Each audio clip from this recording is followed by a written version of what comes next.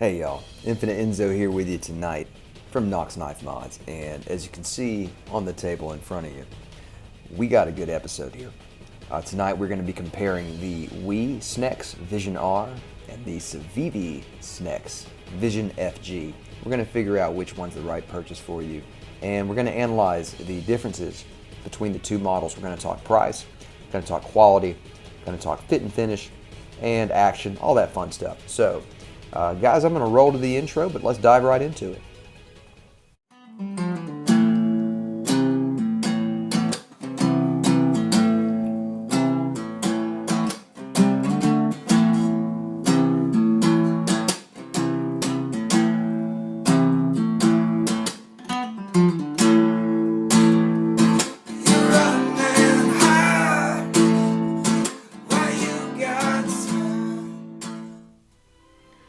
Alright guys, so this bad boy just came in the mail, and I'm going to tell you all up front, I am very, very, very, very, very, very impressed.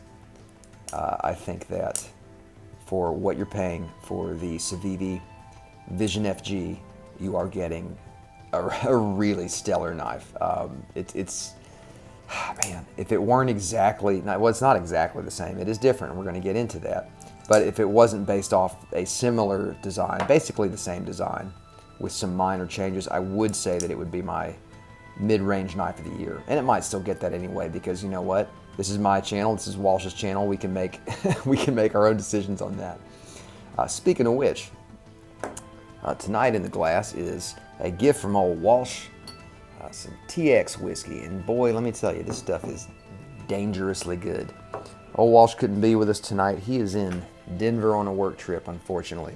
I tried to talk him into going to Spyderco over there in Golden, but unfortunately for him to be able to pull that off, it's just too much of a trip. I don't know if y'all been out there in Colorado much, but I noticed that things over there, towns over there, they're really far apart, so it takes a minute to get there.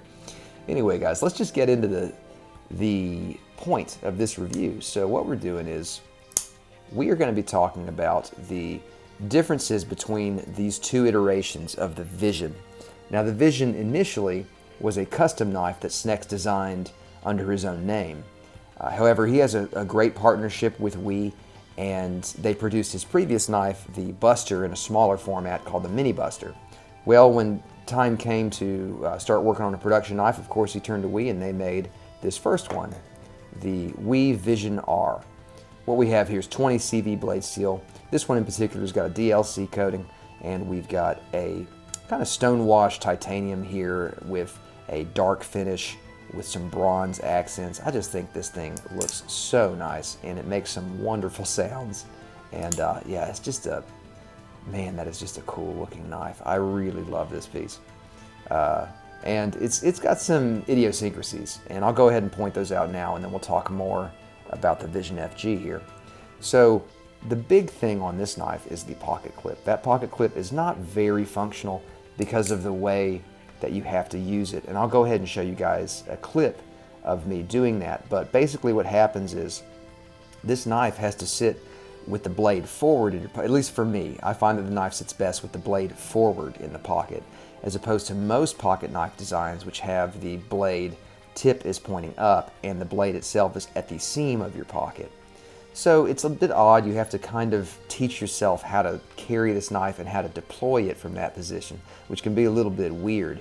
The other thing with this knife that I've always felt is a little bit of a miss is the slot.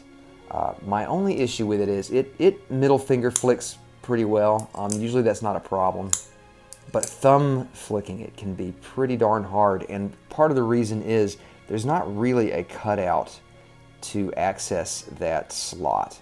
Now you can slow roll it, no problem, and it slow rolls great. If you like to just slow roll your knives, this is a good one. The way the detent's set up, it's very nice and smooth. There's no real lunge out of the detent like you get on some knives. So yeah, there is that, but if you're trying to thumb flick it, see, that's usually what happens. It's pretty, there we go, I got it that time. But you have to work at it. Now that said, the action on this knife is just, oh, it's just buttery smooth. It's wonderful.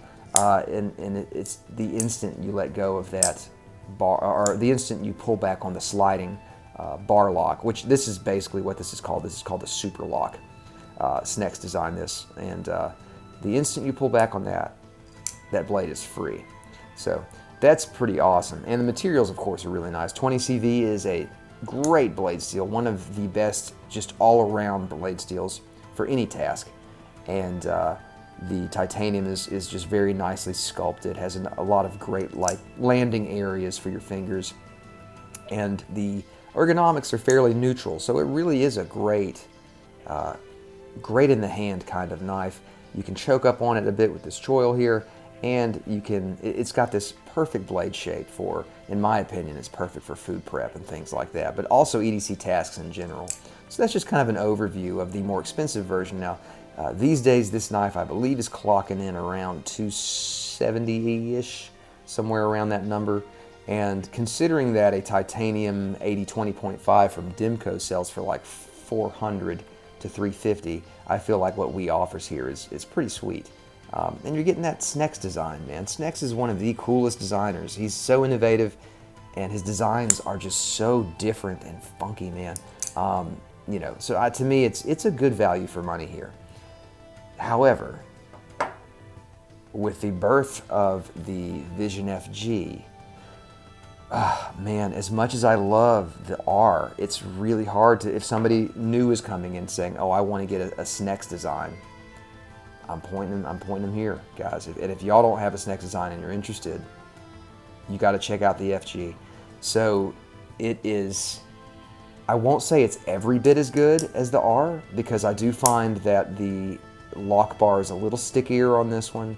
The action's not quite as fluid, but man, it's getting you like 95% of the way there, and it addresses some problems that the R has. So I guess let's go ahead and talk about those first. The big one being that pocket clip. It finally, not like we were waiting for it, but Snex, I think, kind of gave in and was like, yeah, you know, we'll go ahead and we'll do more of a classic style clip, so that way your tip up and your blade is facing the seam of your pocket. So it's much easier to carry like a typical pocket knife, much easier to pull out and deploy, and you're good to go. And I'll show a clip just for comparison's sake of that.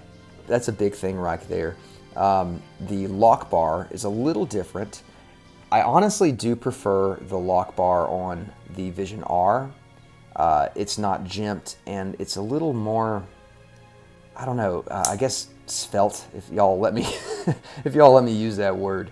It feels better on my finger than this one does. So this one has been given a jimping treatment, kind of similar to the way the Shark Lock is jimped from Dimco. It's definitely, you're going to not have any problems getting traction on that, but it just doesn't feel quite as good as the Vision R's lock feels. And as I said, this one's a little stickier compared to the R.